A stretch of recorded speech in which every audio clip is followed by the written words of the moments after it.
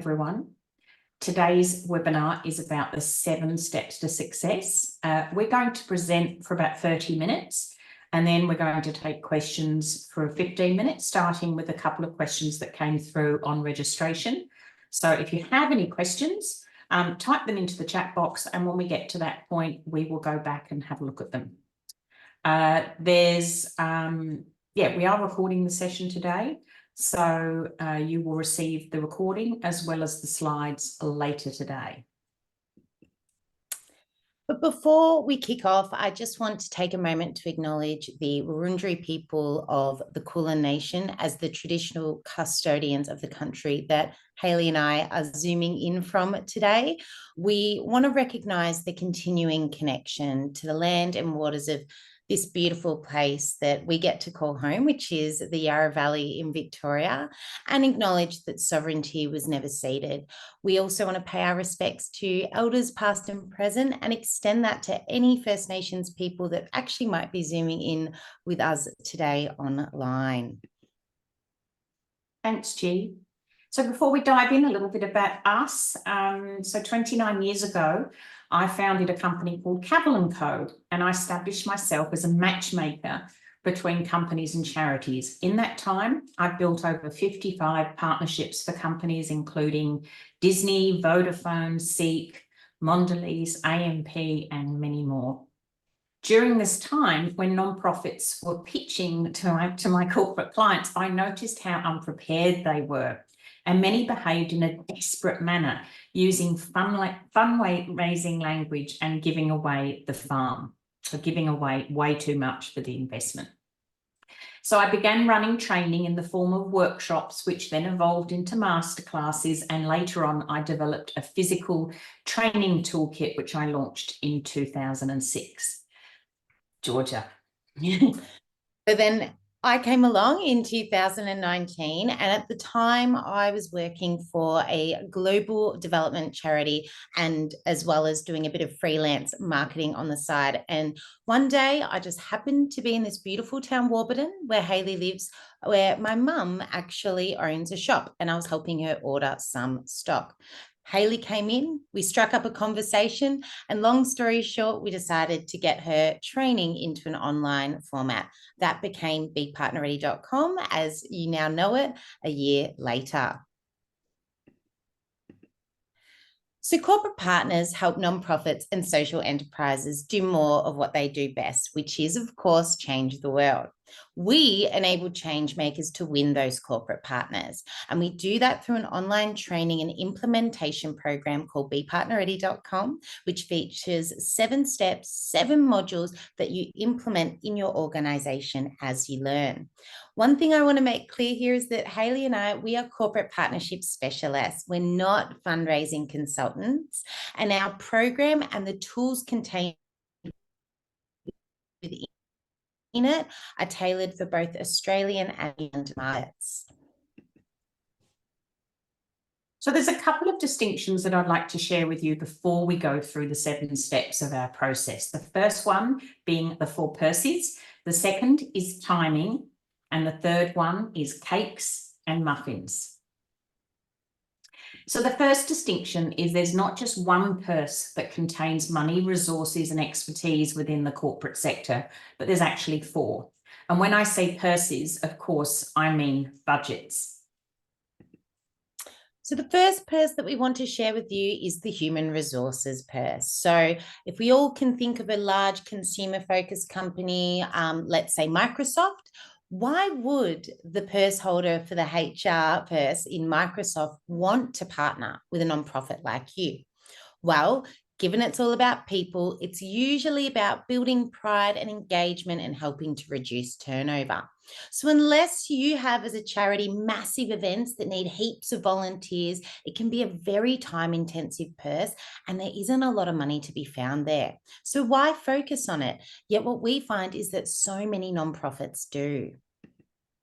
And a great example to bring this to life is from Aotearoa, and it's the partnership between the company BayerRef and Conservation Volunteers New Zealand, where the BayerRef employees regularly volunteer their time to help protect and revegetate the Papakura stream. The second purse, which of course you're very familiar with, is the philanthropic purse. And this usually within a corporation or a company looks like a foundation. So why would the Microsoft head of foundation want to partner with a nonprofit like you? Well, of course, it's all about social or societal impact. Whilst there might be a large chunk of money sitting in this foundation, it's often sliced up into smaller grants. And it's normally focused on a particular area. So, for example, financial literacy, children, or health. So if your cause fits that particular focus, then that's great. You have an opportunity to tap into that purse. But if you don't, then that purse will remain shut to you. This is a good purse for dollars, but it's usually tied to a particular program. Now, how many of you would like more untied funding? Type in the chat box yes if you are keen to get more untied funding. Yes, of course, we all want more untied funding, don't we? So a great example of that from the philanthropic purse is the Vodafone Foundation, who formed an amazing partnership in Australia with the Garvan Medical Research Institute, and they created an app called DreamLab. This was then embraced by New Zealand and then the UK, and now it's available all around the world. The app harnesses your phone's processing power while you're asleep to crunch complex cancer research calculations 10 times faster than normal. Already, there's been some important breakthroughs in cancer research. So for Vodafone, their particular focus is using technology to improve health outcomes. And as I said before, this is very common for them to have a particular focus. Georgia? Purse number 3 is, of course, the CSR purse, which is but be called sustainability or ESG. It kind of changes, and it's a very large purse and it's growing fast. So there's big dollars to be found here. So again, thinking about Microsoft, why would the CSR manager want to partner with a nonprofit?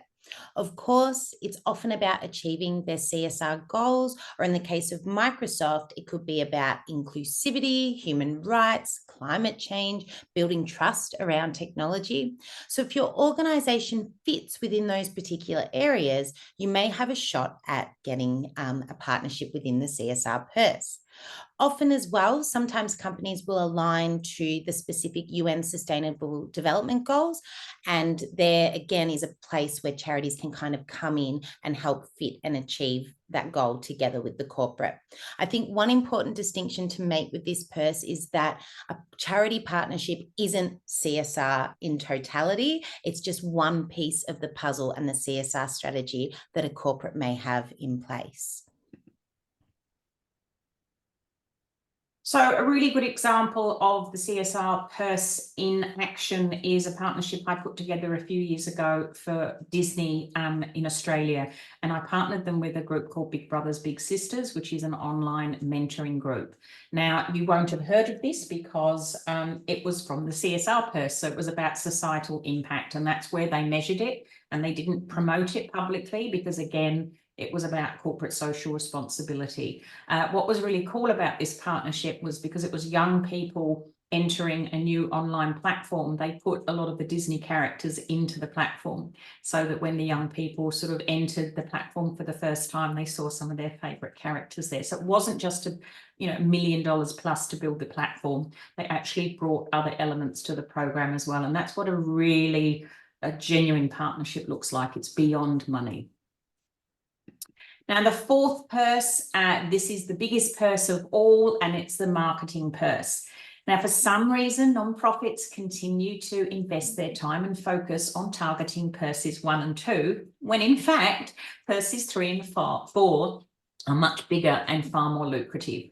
So let me ask you, why would the head of marketing for Microsoft want to partner with a nonprofit like you? And please type in the chat box if you've got any ideas. What would they want in return? Because let's be clear, there will be a return required because this is far from the philanthropic purse.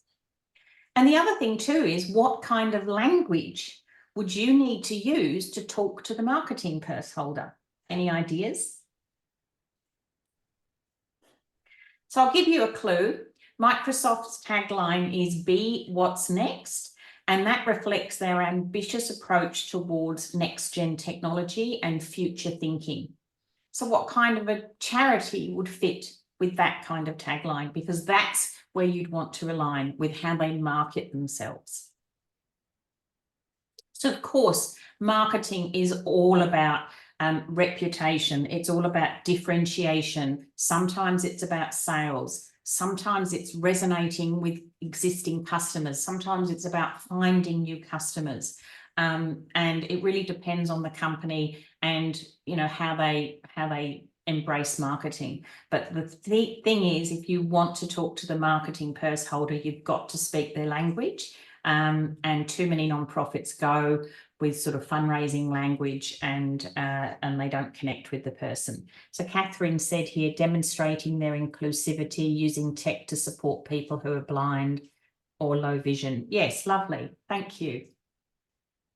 But really, it's about marketing. So it's important, if you want to target the marketing purse, that you understand what marketing is all about. A really good example from Australia is ME Bank and Breast Cancer Foundation. They started some years ago a campaign called Buck It Forward, where customers would contribute 1 cent every time the card is used. Now, that doesn't sound like a lot, but it's actually generated over $1 million to date. This is what we call a traditional cause-related marketing campaign. And recently, ME Bank have actually launched a whole new range of cards, thank you, for different causes. So it's not just breast cancer now, it's mental health and homelessness that they're addressing there. So a really fantastic example. This one is less of a traditional cause-related marketing campaign because it's not about raising funds for the charity. It's about raising awareness and getting a critical message out to the market. So during COVID, KitKat became the chit-chat partner of Are You OK?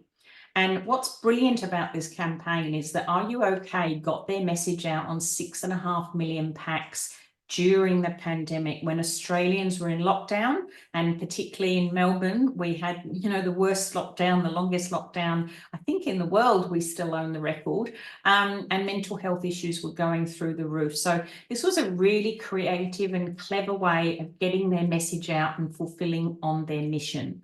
So it's really important to think about corporate partners and how they can help you achieve your vision, mission, and purpose, not just give you money, because there's so much more that they can give you. So what's the key to unlocking each purse? Well, the key actually is the job title, because that will tell you what purse they're responsible for, and that'll give you a clue as to the language. So Mark here is the purse holder for Nestlé's marketing purse, and he's going to want to hear about how you can help promote his products, because obviously Nestlé would have a range of products, how to promote those products, how to, you know, help him tell brilliant stories about those products, how to differentiate, and so on. So language is the critical thing. And when you know the purse holder that you want to approach, you can then use the right language and make the right pitch. If you use the wrong language with a purse holder, it's just going to close very tight. So reserve your fundraising language like the ask for fundraising. It doesn't belong anywhere in a corporate partnership discussion. Just knowing this one thing is going to help you enormously in understanding what makes corporates tick. And don't worry if you didn't capture all of that. I'm actually going to provide a detailed infographic with you in a follow-up email with some resources and the slides, and it's a really good one to refer back to and also share internally if you need to kind of start educating your organization internally about what partnerships actually are. So the next critical distinction is timing. You have to approach corporates at the right time. And does any of you have any idea when that might be? It's not when you need the money. It's not when you've lost a sponsor or when you're just ready, or occasionally when the board say, okay, time to go and talk to those corporates. It's when the corporate is actually discussing their budget. So in Australia, about 70% of corporates operate on a July-June financial year. So the best time to be in front of them is 3 or 4 months before, so February, March, because then you can actually become part of their planning. Like if you want $5,000, you can always find that. There's always that slopping about, but we're not interested in $5,000. We're interested in multi-million-dollar long-term partnerships. So these companies tend to be those that are Australian private and public companies. And then there's about 20% of companies who operate on a calendar year. Those tend to be the big global companies. So that would be December, January. So the best time to approach them is August, September, because Christmas gets in the way. So if you're an Oxfam or a Save the Children, then the majority of your prospects would be in that period.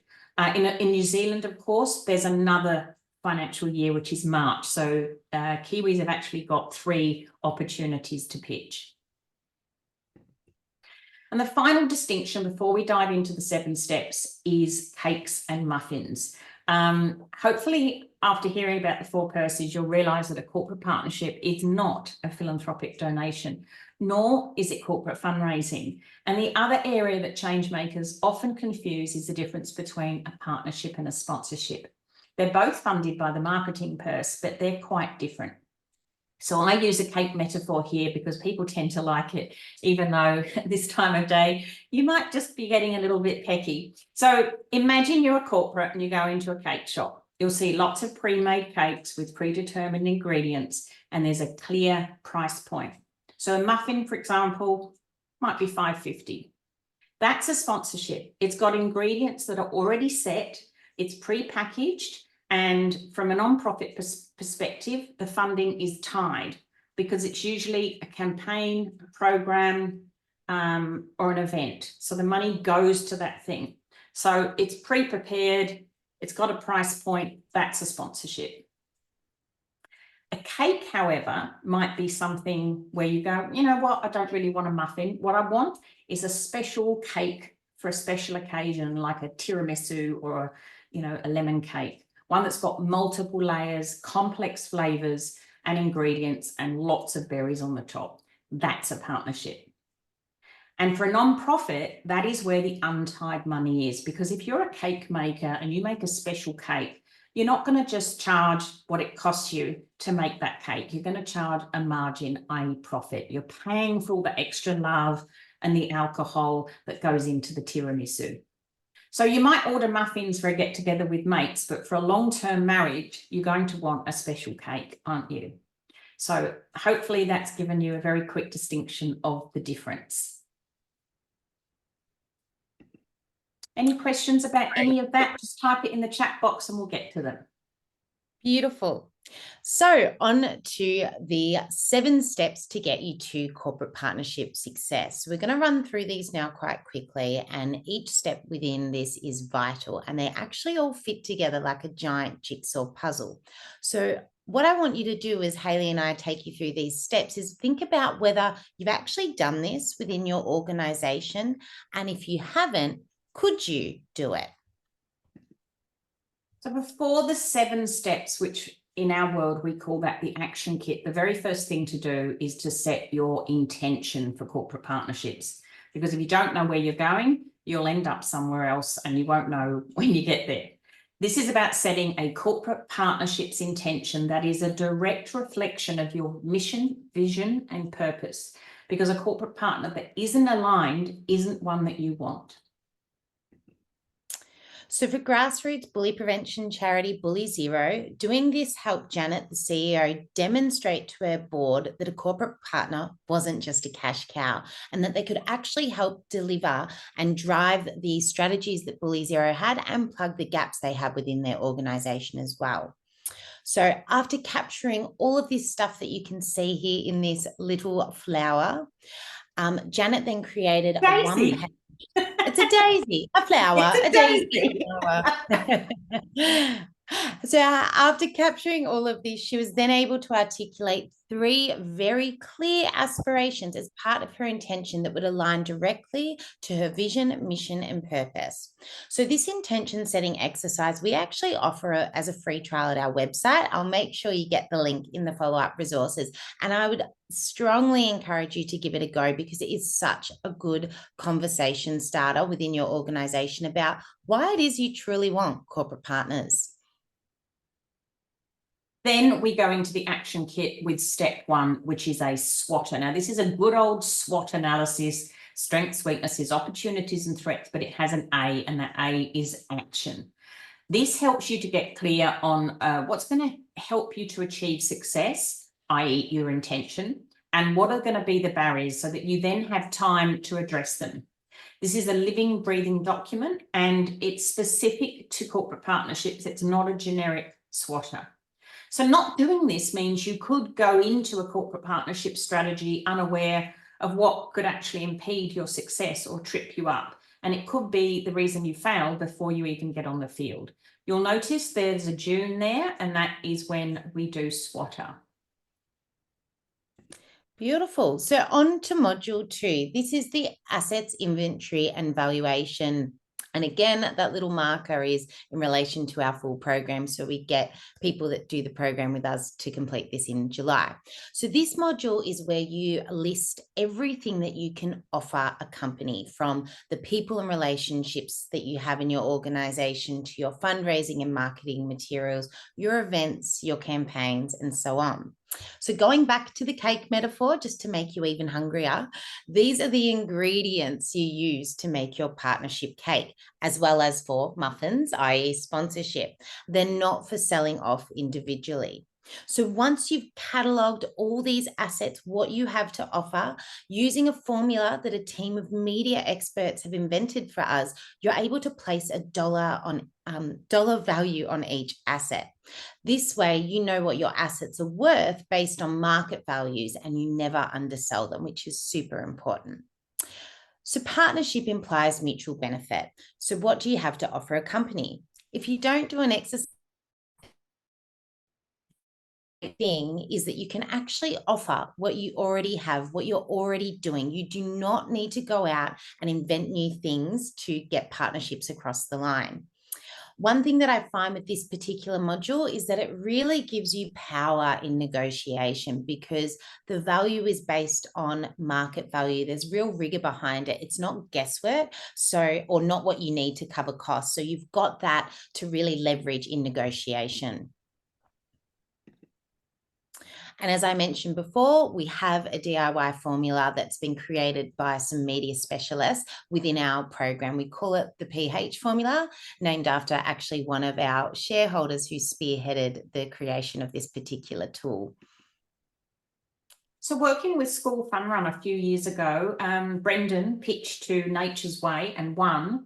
And what really helped him to negotiate a high value partnership was because he knew the precise value of the assets being provided. In this case, they totaled $2.5 million. He had never valued them before, and he was blown away that they were worth that. So asking for $250,000 means they're getting the company is getting 10 times the value of their investment. He successfully got Nature's Way over the line because he was talking their language. So he was actually dealing with the marketing person, and they loved the fact that he had valued his assets. Absolutely. Now, sorry, House. I was just going to say, lovely Naomi's just asked to give a couple of quick examples of what an asset is, just to differentiate it between. So I'll do that before you jump in, if that's okay. So yeah, an asset could be, if you've got a really well-known CEO, think of a Ronnie Khan from Oz Harvest, getting her to speak at a corporate event, your partner's event. We have a way of being able to place a value on what that's worth. Or it could be that you have a tax appeal campaign that you want to have a corporate partner's logo on. That is a particular asset. A program would actually have many assets potentially that sit underneath it that you can value in relation to that one program and package it up as a sponsorship. So we can clarify a bit more once we get to the Q&A, but hopefully that equals. Yeah, we break it into people and relationships, physical things, marketing and fundraising, events and programs, staff engagement. So the assets inventory that we create is actually broken down by those areas. And as Georgia mentioned earlier, it's things that you currently have. And it's amazing when you actually first distinguish those, but then start to put a value on them and you realize that you've actually got some really valuable things to offer companies. Thanks, G. So step 3 is prospecting. So you've done a bit of navel gazing to see, you know, what's going to stop you, what's going to help you. You then identify what you have to offer. The next step is, well, who are we going to approach? So this step is done in August and it has 4 parts. We start with a think tank to identify companies and brands that would have a natural fit with your organization. And it could be brand fit, values fit, geographic fit, and so on. So this is about identifying corporate prospects that have the potential to invest marketing dollars or CSR dollars. Obviously, they're the 2 biggest purses. So as Hayley mentioned, it's quite a large module. We cover off in 4 parts. The first part is starting with that think tank where you identify your corporate suspects. We then help you hone that down to your prospects, which is about kind of 30 to 50. And then we do part 3, which is deep research on the best prospect in each industry or category, and we call this profiling. And then part 4 is then distilling that again into 2 hot lists, getting ready to know who you're going to approach and when, whether it's in that Feb-March period or the August-September. So it is quite a big module. You begin it in the August, but it's actually something that you take through to December. And getting a student on board or someone within your team that's really good at researching to help you research those prospects is critical.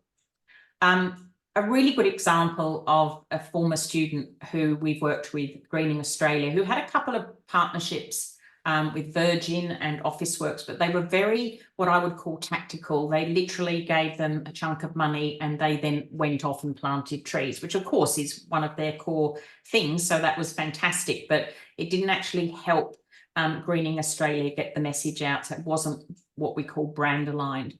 And from doing this prospecting process, they identified companies and brands that actually fit with Greening Australia. And one of them was Sukin, the beauty brand. They approached them and straight away they said, yes, perfect timing, loved the pitch and signed them up. And that's now in its 5th year, that partnership. So step 4, so you now know who you're going to be approaching. You now know what you have to offer. You're working on your SWOTer. You then need to move into preparing something for that very first meeting. In our world, we don't believe in having coffee meetings. This is a business relationship, and the first meeting, in our view, should be a professional presentation where you literally lay out everything from your cake shop. So you show them, you know, some of your muffins and you talk about how you can make special cakes for them. So we call this a credentials presentation. It's about 15 minutes and it has both substance and emotion. It tells your story and presents all of the things that you have to offer. And it's about provoking a conversation about what the corporate might want so that you can then move to a partnership discussion next. So this is not a proposal or a pitch yet. Part of this step includes identifying a good video that explains the problem that you solve, so it brings the cause to life. And most of you would have something already probably within your portfolio or organization that would work. There is no proposal and there is no ask. What this presentation does is it shows the corporate that you're serious about a business relationship, and it presents everything that you have to offer so they can either say at the end of that meeting, yes, we want to further discuss, or no.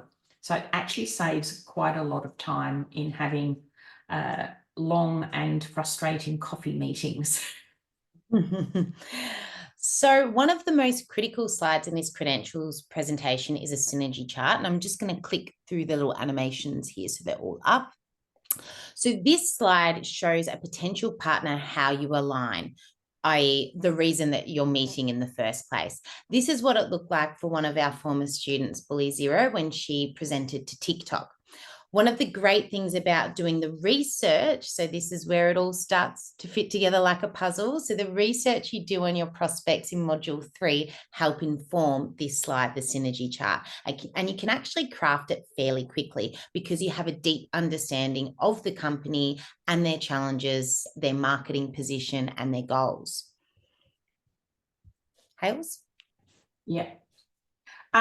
So using this one slide, you could actually win. If you only had like 5 minutes to pitch, you could actually pitch with this, particularly for talking to the marketer, and you could win a partnership just with that. Bully Zero signed up TikTok, and then they're actually their 5th partner that they've signed up in just 2 years of pitching, having done our process. So part 5 or step 5, which is done in October, is when everything comes together. There's 3 steps here. There's a brand valuation where you actually put a dollar value on a company who wants to use your brand. So we separate this from assets because assets are tangible, brand is intangible, and we have a separate valuation process for both. We call this the BFF, the brand affiliation fee. Then we create a graphic, a model graphic, which explains how you wish to engage with corporates. And then the third thing is a set of guidelines that's an internal document that sits behind this, which tells everyone within your organization who's going to manage the relationship, where the money might go from the partnership, and so on. All of that nitty-gritty that you need to get sorted before you start pitching. If a corporate wanted to borrow your brand, what would you say? If they said how much, what would you say? So if you haven't actually done this process, this brand valuation piece, you're going to be just guessing a figure, and that you lose power immediately when you start guessing. This is an example of Save the Children from New Zealand and their beautiful model. It's a one slide, but then it has an explanation slide as well. As you can see, her minimum guarantee sits right in the middle there, so you don't shy away from the minimum guarantee. So that's her brand valuation, which becomes a minimum guarantee. So her model is the Equip, Deliver, Transform model, and it is an evolved version of your intention effectively. So this is where it all comes together. Next slide, please, Georgia. So a really good example as well is for an organisation like Pet Rescue, who have a single website that matches rescue animals to new owners. They had no events or programs or assets really to sell, only their brand. So valuing their brand was a game-changing step for them. And in 2007, when they actually first engaged with Hayley and did this process, they had secured corporate partners and their annual turnover was about 200,000. They had 3 staff, but they were rehoming about 20,000 pets a year. So having already secured pedigree before they started this process, they then embraced the program, our program, and they went on to secure Petstock and Woolworths, both of whom are not just providing their minimum guarantee of 150,000 a year per annum, but helping to raise awareness of the pet rescue site. They give them food, they fund research, they match their gifts at tax time, all mission critical stuff. And both of these new relationships have been now running for over 5 years.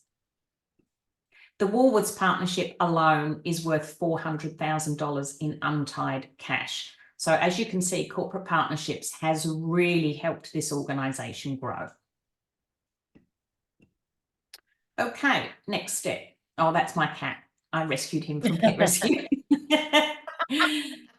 So November. This is when you take a breather, but it's also a good time to get everything approved. So unless you've gone to your management and board at every step, sometimes people do that. This is a good time to take it all and get it approved. So you need your brand valuation approved, your credentials presentation, your guidelines, and so on. You can then go and present to your prospects in the new year and negotiate with them, knowing that what you're offering has already been approved, and you don't have to begin that dance of taking it back to the board and waiting months to get approval. And then really step 6, it's pretty straightforward. This is the approach. This is when you craft compelling emails for each of your prospects. By this point, you've whittled it down to about 10 or 15. So, you know, these are the really, really hot prospects. And you approach them for those on a July-June calendar year, you go in the February. And as you can see, our program starts in May and ends at the end of January. So it's actually designed to get you there at the right time. And then the final step is 7, which is when you secure a partner. So in our module booklet here, we have all different scenarios, all the different ways that companies can say no, maybe how to manage objections. We've got an MOU, an alliance agreement, and all the different legal agreements that you need for this step. So as you can see, most of the steps are preparation. So many nonprofits jump into prospecting. They go around asking their board, who do you know? Who can we go to? And they actually forget those critical steps before. So this very much is, and that's why it's called Be Partner Ready, because it gets you ready for those negotiations. And what happens is things move very quickly once you do meet with a company and they say yes, because you've got everything you need to be able to make the cake. You can literally look in your pantry and make a cake very quickly. So that's pretty much it. We do have a few other things we'd like to share, but I think we need to jump into some questions now, don't we, G? Yeah, no worries.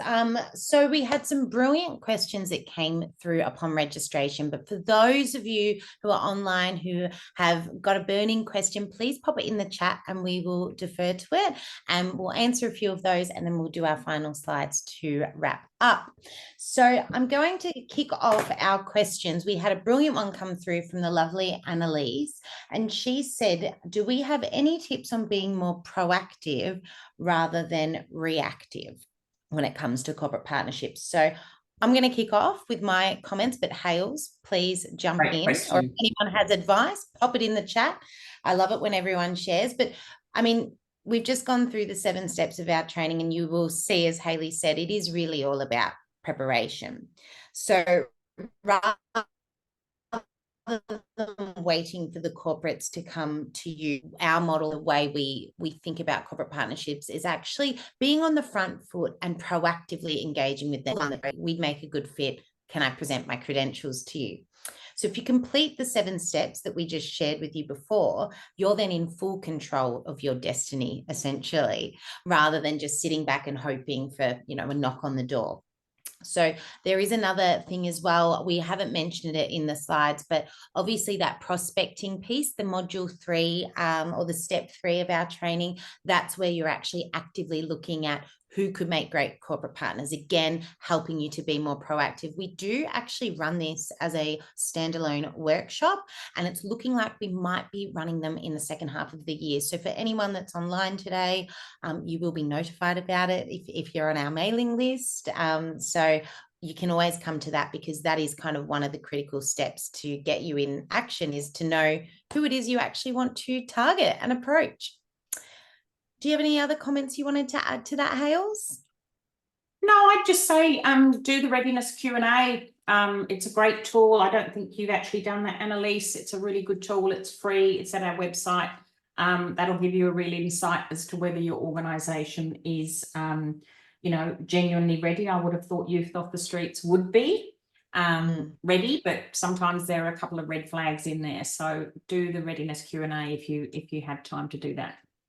I think Seema had a great question, didn't she too? Seema's online, I can see. So G, what do you reckon on this? She says, how long does it take to secure a corporate partnership from identifying to ask and secure dollars? Great question. Really good question. So obviously, as we mentioned before, in our world, there is no ask, there is an invitation to partner. So as we said before, we help you to identify those prospects that you're going to proactively pitch in the February, the optimum time for those Australian companies. And that's where you research them, you identify, these are the people I want to target, you get your ducks in a row, you go out and pitch. And typically, people that follow that similar methodology of our training, where you're getting your ducks in a row and then you're out in market pitching, I would say within that time frame, it's about 12 months. But in saying that, like, to getting that partner to sign on the dotted line, we've definitely seen prior students of ours sign people up far quicker than that, within about 6 months. Yep. It really depends on who it is that you're approaching as well, because depending on the structure of the corporate, they can be quick to make decisions, or it can take a really long time, especially when I'm talking about that, I'm thinking about franchisees. Like, that's a very hard selling, because you've got to go to each of the franchise owners, and it's quite long-winded. Yeah, but certainly having done all of this work, which is what takes the time, things do move much quicker, because when a corporate says, great, we're really interested, this is why we want to partner with you, these are our objectives, put a proposal in, you can literally turn that proposal around in a matter of days rather than months. And when corporates say they're interested, they want to move fast. And that's often a reason that nonprofits fail, because they just don't get their act together quickly enough, because they haven't done the preparation. And there's one more question, and there's a great question from Naomi on in the chat box, which we'll get to in a moment. But there was another one from Kimberly. Kimberly is online, I think. No, she's not online, but she did ask a question which I thought was really good, which is, what is the best advice for a small nonprofit? I'd say don't think small. You may be small, but you don't have to think small, and think about the benefits of being small. So in our experience, it's the small organizations that are really nimble and can move really fast, and they get through this work much quicker, because they're not having to jump through all the hierarchical layers that other organizations have to get through. And we've seen partnerships formed from this process, even at a regional level. There's an amazing nonprofit in the Otways called the Conservation Ecology Centre. And she's tiny. She's literally just based in that area. She's all about conserving the environment, and particularly making sure that spotted quolls don't become extinct. And she partnered with the local brewery, and they've launched a beer called the Spotted Quoll, and that's been going, I think, 10 years now, and has generated over $1 million for this tiny little charity. So you just need to think about that synergy and that fit. And it really doesn't matter whether you're a global charity, regional, Tasman, across New Zealand, Australia, or regional. There's a corporate for every nonprofit, and there's a nonprofit for every corporate. Okay, brilliant question from Naomi. My question is, if you have a partnership opportunity come up out of the blue and you need to act quickly, how would you fast track this process? It's a difficult one. My recommendation, and this isn't going to be very helpful, is, don't find yourself in a position where you're having to do that. Encourage management and board to put this process in place. It's a formalized structure that will set you up for years. What we did once before, I was working with Guide Dogs Australia many years ago, and we were halfway through this process, and Kleenex approached them and said, we'd really like to partner with you. Now, in this instance, Guide Dogs were not ready, because they were still grappling with a federated structure. They didn't have a national logo. So we did fast track the process. We created a trademark called Guide Dogs Australia. We got a logo done up quickly. But we did say to Kleenex, look, can you just wait a couple of months? We need to sort ourselves out. And they said, yeah, okay. And we went back, and luckily they hadn't gone anywhere else. And we signed up a partnership that went for 12 years and generated over $2 million. So sometimes you have to just say, really would love to partner with you, but we just need to hold on. I just don't think there is a way to fast track, to be honest with you. What do you think, G? It really depends on what's existing, what's in place, and it also depends on the time frame that this corporate's approached you in, and what it is they're truly after. So if they've approached you out of the blue, or an opportunity has arisen, we've got a document that we share, and it's called the 5 questions you can ask to determine whether that corporate that's approached you is, to put it bluntly, a tire kicker or not. And actually, once you get clarity on those 5 questions, you're able to have a really good understanding of what it is that they've approached you for and how you can, meet that need potentially. But if you're not really ready, it's really hard to get there in a short time frame. To be very specific, our program goes from May to January, and the program is beginning next month, obviously. We do have a fast track process or a slow track, which is called Flexi, which people can fast track. So if you're interested, we can send you more information about that, Naomi. It's basically the program, but every module is there, so you don't have to wait for the next one, because in our program you can't jump forward, because we know human beings, they always want to jump forward and then they miss the critical steps. But we can certainly send you some information about that. What does Yvonne say here? Yeah, Yvonne's got a great question too. Yeah. She has said, what would be your recommendation about who does the pitch, and what have you found most successful in your experience? Do you bring in the board, the CEO, the people you've valued as an asset? Depends on the value you're seeking. So I'm just going to jump in and say, in my experience, what I've seen from running this program for the last 5 years with House is that the best person to pitch is the one that's done the work. So if you've been the one that has embedded this process in your organization, has a really clear understanding of what it is you have to offer a partner, you should be the one in the room pitching to them, because more often than not, you're the person that's going to be ending up managing that relationship. So they want to meet you. And I think what I see is, and it's a shortfall, it's a major pitfall with some of our students. They do all this incredible work and then they hand it to a board member or a CEO to do the pitching because they're the CEO, but they don't have that deep understanding of the work that's been done. And typically those then pitches kind of fall on their face. The other advice I would give as well, though, is if you kind of have to potentially have those people in the room with you, depending on how your org's structured, brief them, tell them exactly what their position is in that meeting, so they don't screw it up. Gosh, I'm being a bit brutal today. Sorry. No. Look, in my role under Cavell & Co, where I've actually sat with corporates in a room and had charities come in and pitch, the ones that have messed it up completely are where they brought in board members who, haven't bothered to read the brief or think they know better and mess it up for the person. There's been some awful situations where that's happened, more than I care to count. But no, you are the person that should be pitching. If you've done the training, you've done the research, you understand your organization and what you have to offer, you are the one to do the pitch. And yeah, you can bring in a CEO if you happen to be meeting with the CEO of a company and you feel you need that seniority. But yeah, as Georgia said, brief them really well. Brilliant question.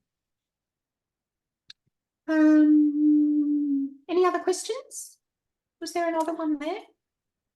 No, Seema's just asked for us to send across some information with pricing about the program. I can absolutely do that for you, Seema, when I get off the call. But yeah, for anyone's, I know we've kind of gone over by 5 minutes. So for those that need to go, thank you for joining us today. But if you do have questions, Howes and I can stay on for a little bit longer and answer any of your burning corporate partnership questions. Just pop those in the chat. If we can just talk about readiness, G. Can you go to that slide, please, lovely? Of course. Next one. It's coming. Sorry. So readiness. This is the critical piece. So there's 2 levels of readiness. There is partner readiness, and our 7 steps get nonprofits partner ready. But if you're not organisationally ready, no amount of work, no amount of beautiful credentials presentation is going to get a partner over the line unless you're organisationally ready. So our readiness Q&A, which you can do in a few minutes, well, maybe 7 if you do it properly, that will help you identify if you are actually ready to pursue corporate partnerships and begin a process like this. Because as you can see, it's a lot of work. It's 7 steps. It's about 140 hours over about 9 months of work. So you don't want to enter that lightly. And we don't want anyone to, go through this process unless they're organisationally ready. So make sure you do the readiness Q&A if you haven't done it already. Any other questions? I know we've got a few online still. Thanks everyone for joining us today, right at the end of the month. Can't believe it. It's May tomorrow. It's crazy. But we will be in touch with some follow-up resources. You'll get the slides, all the free infographics I mentioned. I'll send them to you as PDFs.